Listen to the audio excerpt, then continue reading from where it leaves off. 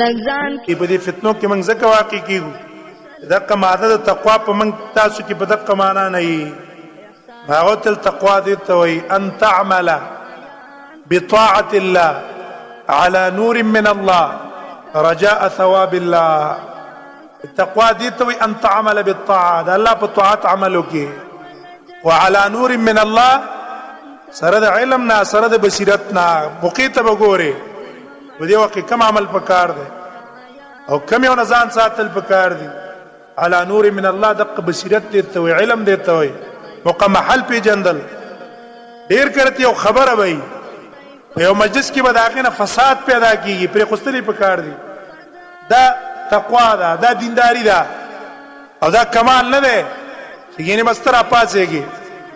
نه دا چپ کېدو کې کمال ده جله کدي خبره نه فساد پیدا کیږي نقصان ته پیدا کیږي بس غلي کېدو کې خیر ده او دا به کتمان کې نه داخليږي صحابه هم د قصیو یو مجلس کې به خبره اوشوا لیکن اب غلې پات شو جره کو زدا خبر او کما اسنه چې نقصان پیدا نشي رست به وکړو يتمقم حل ویلګي على نور من الله الله په نور باندې او دا غیسرا رجاء ثواب الله استا امید ته دی چې الله په مال اجر او ثواب راکړي نور اغراض دي نه دي صرف الله رضا دي په غرض ده او تترك المعاصي تقوا دي ته چې ګناهونه پرې دي فکم نه وای پدې على نور من الله سره د علم او بصیرت نه چې او دا جرم دی ګناه ده او مخافته عذاب الله پدې يربانه چې د الله د عذاب نه ایریږي دا تقوا ده پدې تقوا باندې تاسو د فتنو نه بچ کیږئ ها دا بویل خلقو ته اے خلقا وان حقوق الله على عباده دا الله حقوق په بندگانو دا ډیر لوی دي ډیر لوی دي مونږ د الله ډیر غټ حق ده او د دې ادا کول دا ډیر ګران دي په صحیح طریقه باندې مونږ کولای شو نه شو کولای مثلا موږ ته د جمعې مونږ الله موږ ته امر کړی دی اوس په کومه طریقه چې موږ ته امر کړی په هغه طریقه موږ نشو ادا کولای اول نواله تر اخره پورې موږ په مانځ کې خشوع شته نشته ډېر علماء په مانځ کې خشوع فرض ده اول نواله تر اخره پورې دا قول مطابق والد موږ منځونه برباد دي الله دې عافیت معاملې وکړي اگر که حافظ ابن حجر رحم الله نور علماء ترجیح دی لور کړي چې اول کې با خشوع پیدا کړي توجه زمانځ ته ولاړې ها کرستو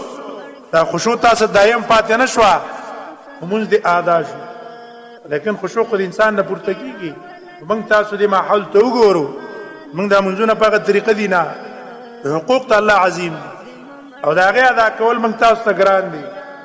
او نعم الله على عباده كثيرا او الله بندگان باندې د الله نعمتونه ډیر دي په موږ تاسو ځان له وګورو څونه نعمتونه ورځ په ورځ دونه پراخي دا پراخي موږ تاسو مشرانو سنوا او دا ځین کې کینه وي پراخي به رستو راځي تنگسیا به نه راځي تاسو منګه شیطان په یو وسوسه کې جوړي رستو بچي نور به رستو پراخي راځي رسول الله صلی الله علیه وسلم فرمایلی دسی وخت روان دی یو تن با په لکاو روپۍ براوړي په لکاو او یو تن ته وي دا په زکات کې والا هغه به توي مال به مخ کې راوړل انا اغسطه به مې دوست د دې اغسطو ته تیار نه ګرځي به خلکو بس چې ویلي وخت روان دی محمد رسول الله صلی الله علیه وسلم ویلي زمکه د ټولې خزانه روباسي وخت په وخت روباسي وخت په وخت اسونه پراخینه چې هر انسان سره دی خو قناعت نشته قناعت کما دا قناعت موږ ځان کې پیدا کړه دون اسباب او سہولتونه موږ تاسو سره دي دا انتها سره شته خیال کا ګورا پزان سنت